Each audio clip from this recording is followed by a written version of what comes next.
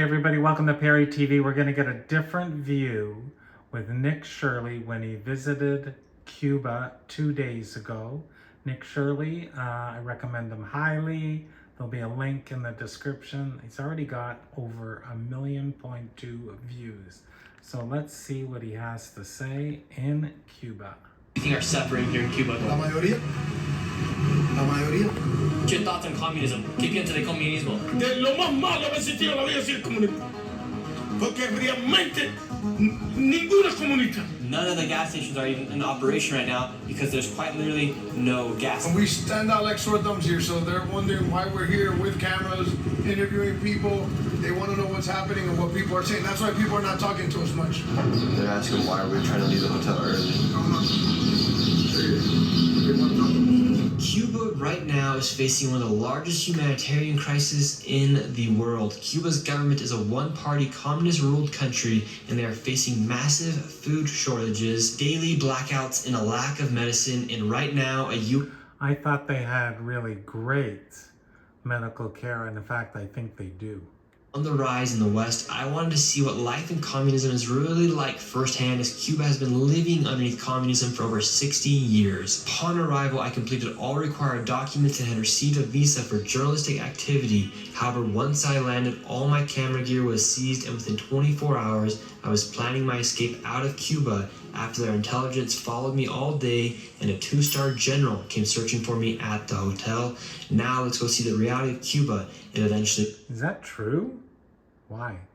Where are the people at? ¿Dónde está la gente? No hay nadie aquí en la calle, no hay nadie aquí en estas casas. ¿Dónde está la gente? The problem is that there's no gasoline. It's not easy to move. Anyway,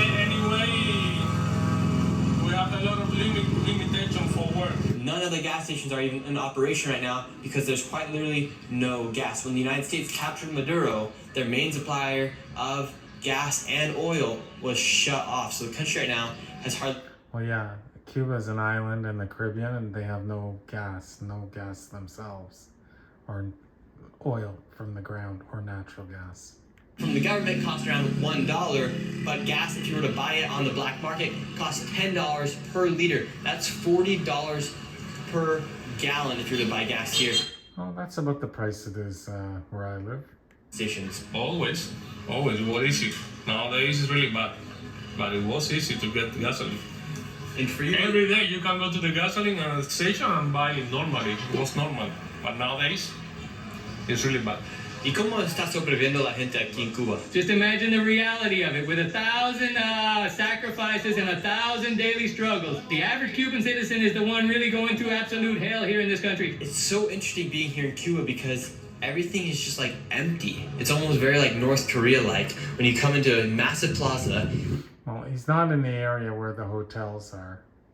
And they have all this other portraits of people and past leaders of Cuba, yet there's hardly anyone even here. It's very strange here. They're saying that this is even more quiet than during COVID, during the pandemic. Less people are even leaving the streets than during the pandemic. That's how bad it I think he's showing like a side of it where, I mean, it's obviously an island where you're there for fun in the sun.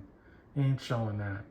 continue their normal. And I'm saying that because we show both sides on Perry TV.